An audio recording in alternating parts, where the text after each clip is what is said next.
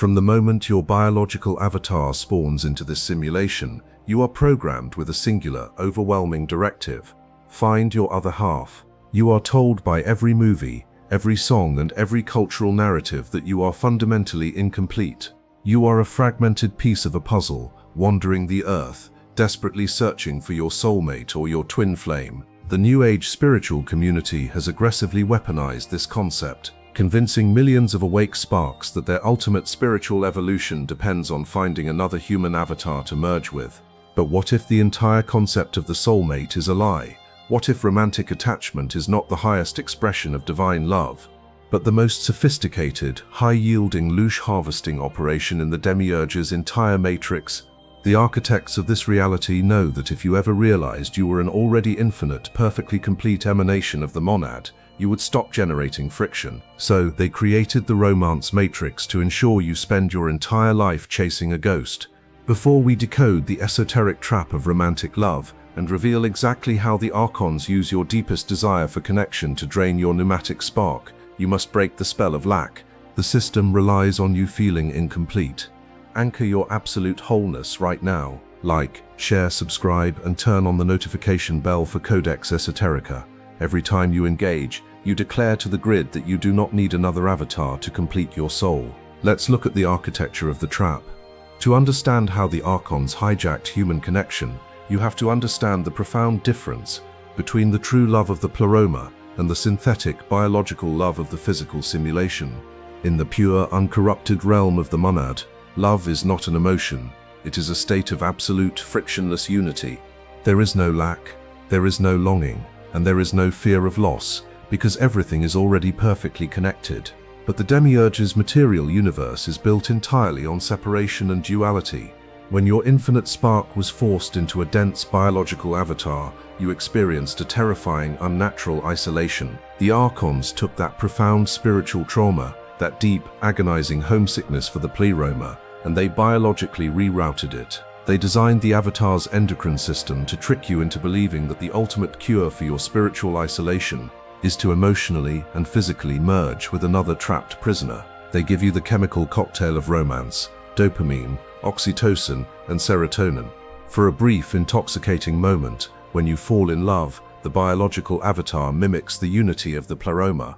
The ego temporarily dissolves. You feel seen, you feel infinite. But remember the fundamental law of the matrix, entropy. The biological high cannot last, the chemicals fade, and when they do, the Archons spring the trap. The initial high was just the bait. The actual harvest begins when the illusion of perfection cracks, and the synthetic love turns into attachment, jealousy, possessiveness, and inevitable heartbreak. When the biological honeymoon phase ends, the romance matrix shifts from the illusion of unity into a highly efficient energy extraction system. Look at the reality of most human relationships. They are not built on unconditional, silent gnosis. They are built on contracts, expectations, and profound fear.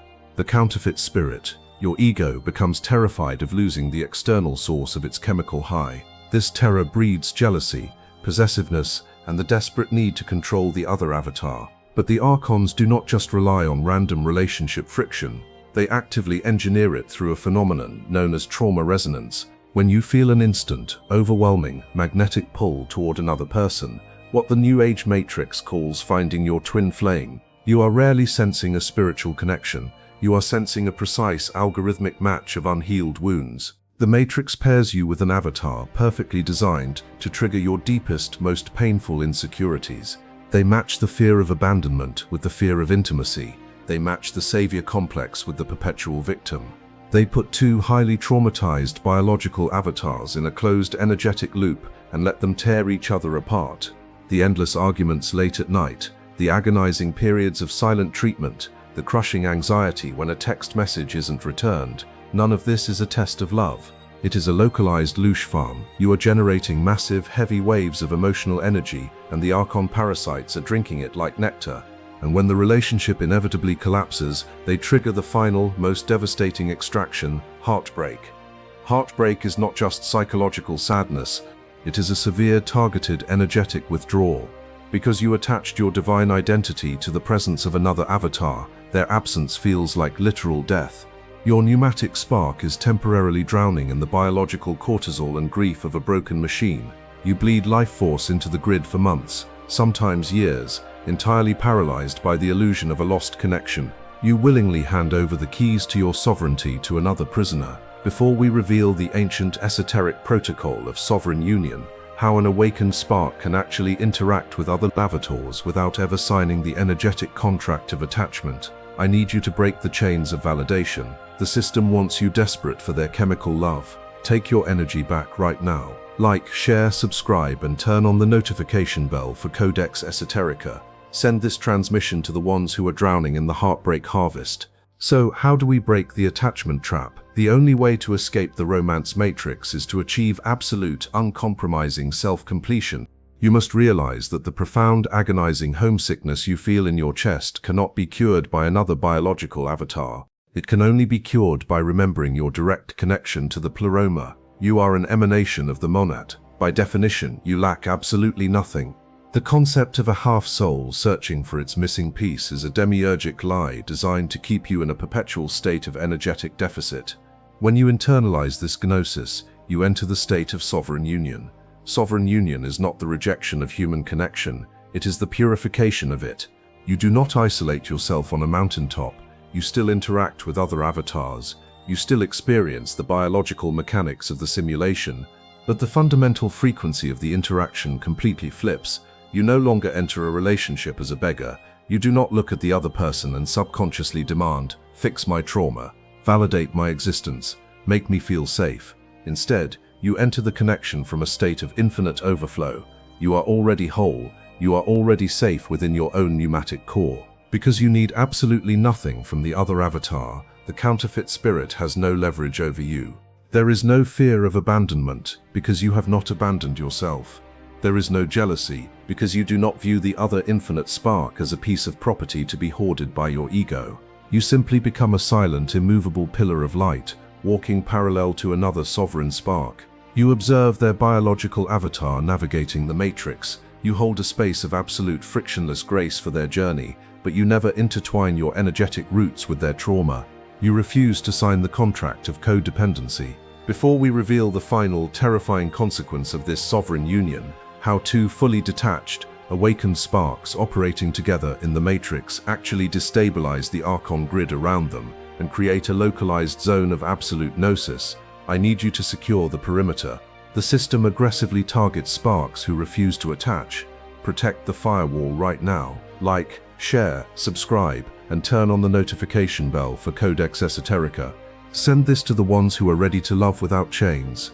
Let's look at the ultimate grid disruption. When two fully awakened, self-complete sparks enter into a sovereign union, it creates a massive glitch in the demiurgic architecture. The Archon grid is strictly calibrated to extract energy from friction, need, and emotional chaos. When their algorithms scan a relationship between two sovereign sparks, they find an absolute terrifying zero. There is no jealousy to harvest. There is no codependency to exploit. The localized louche farm completely dries up, but it goes far beyond simply starving the parasites. When two infinitely charged, non-attached sparks operate in the same physical space, their frequencies do not just add together, they multiply. They create a localized resonance field of pure, frictionless pleramic light.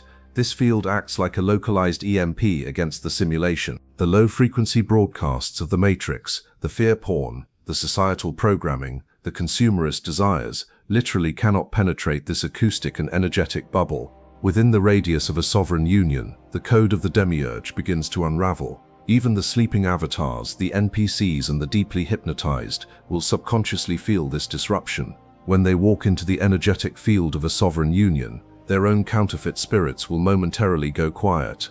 They will experience a sudden, unexplainable sense of profound peace and clarity, because they have stepped into a temporary pocket of the true reality.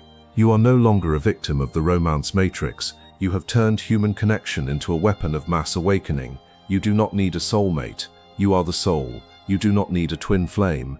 You are the infinite fire. If this transmission just burned the contracts of codependency and handed you the keys to sovereign love, do not let the system drag you back into the trap of lack. Anchor your wholeness right here. Like, share, subscribe, and turn on the notification bell for Codex Esoterica. Send this message to the ones you know are ready to love without chains. We are not bleeding for their illusions anymore. The harvest is over. Welcome to Codex Esoterica,